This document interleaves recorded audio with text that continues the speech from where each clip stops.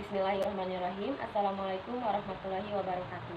Perkenalkan, nama saya Nurfani Destiani dari kelas 12 IPA 4. Di sini saya akan menjelaskan unsur karakteristik dari novel yang berjudul Angin Musim Panas. Tema dari Angin Musim Panas tersebut adalah seorang yang bersahabat sejak kecil. Namun, pada saat beranjak dewasa, Reina adalah seorang wanita yang cantik dipisahkan oleh persahabatan tersebut menjadi rebutan dua orang pria kembar yang sangat mereka kagumi sejak kecil. Pada tanggal 14 Februari, pada saat ulang tahun mereka, di meja makan ada Aris, ibunda dan ayahnya. Lalu, ada seorang tamu, gadis cantik berambut panjang datang kepada mereka. Dan mereka pun melihat bingung siapa wanita itu, dan ayahnya pun menceritakan bahwa itu adalah Reina. Mereka terheran, mereka bingung mengapa Reina bisa ada di sini. Bahkan pada saat dulu Reina meninggalkan mereka tiba-tiba tanpa kabar apapun itu. Reina adalah seorang gadis cantik yang berteman dengan Aris dan Ares. Mereka bersahabatan dan berjanji tidak akan pernah meninggalkan satu sama lain. Namun, Reina mengingkari janjinya bahwa Reina pergi ke Amerika untuk sekolah dan tidak pernah ada kabar. Latar belakang dari menyedihkan, menegangkan, menyenangkan, hening maupun ramai. Namun, di sini saya hanya pada momen menyedihkan pada saat novel tersebut Aris dan Reina sedang menceritakan bagaimana ia sangat sedih pada saat Aris dan Aris melupakannya.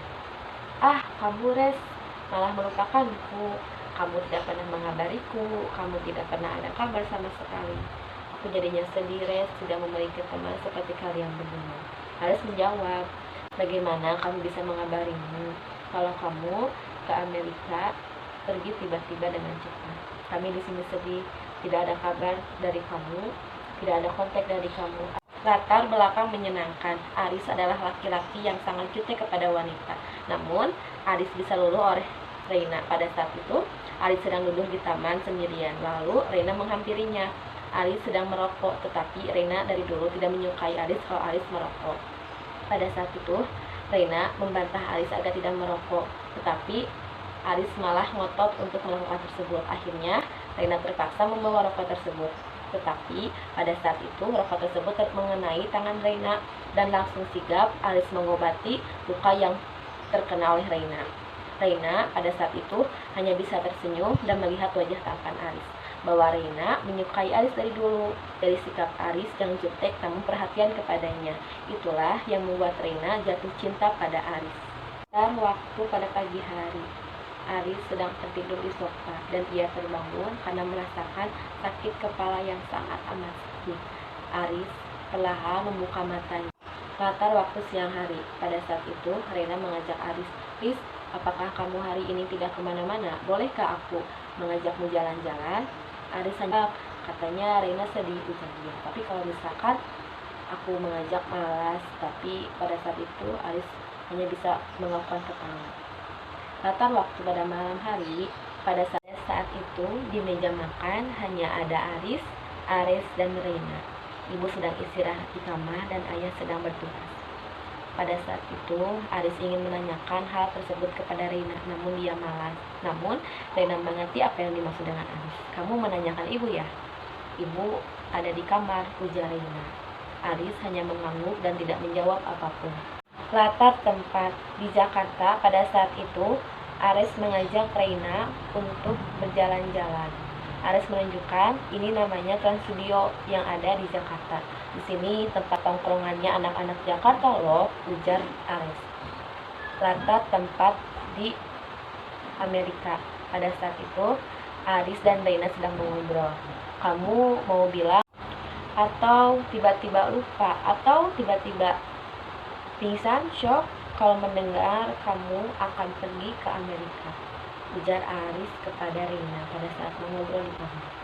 Pada saat itu, Reina menanyakan, "Tante, kemana Om? Kok tidak terlihat?" Dan Tante menjawab, "Om sedang dinas di Bandung untuk melakukan tugasnya.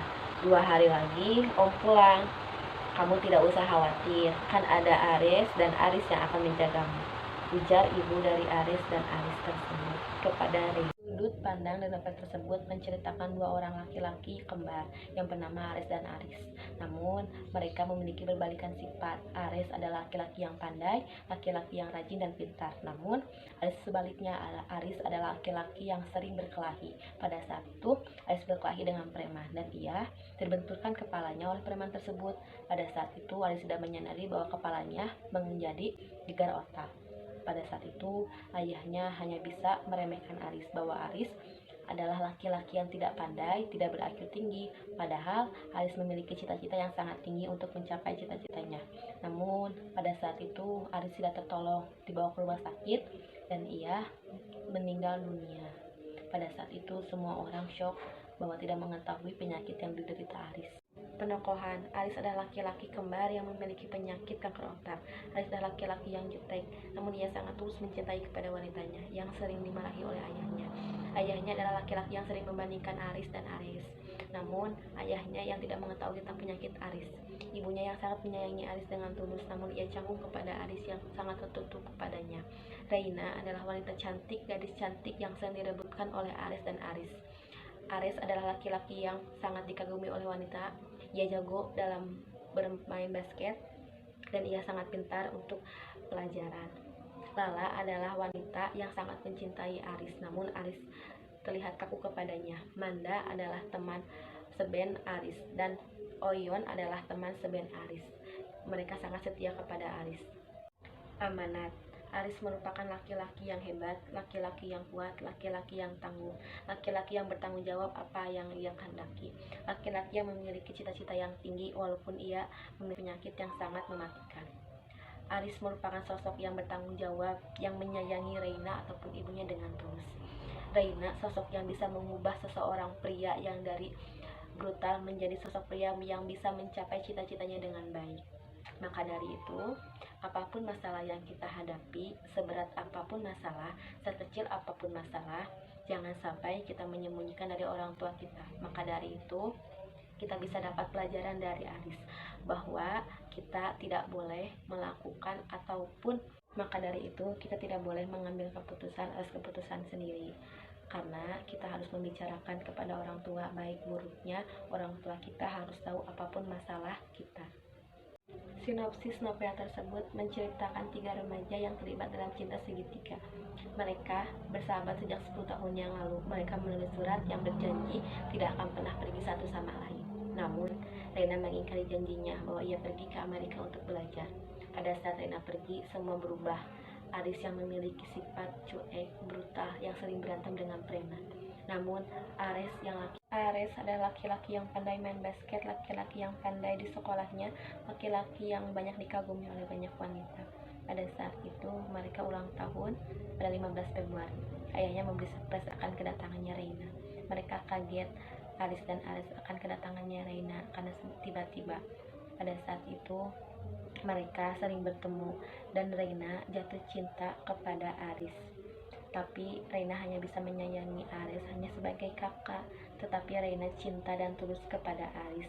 Aris pun membalas rasa sayangnya dengan sifat yang menyayangi Reina dengan tulus seperti ia menyayangi ibunya.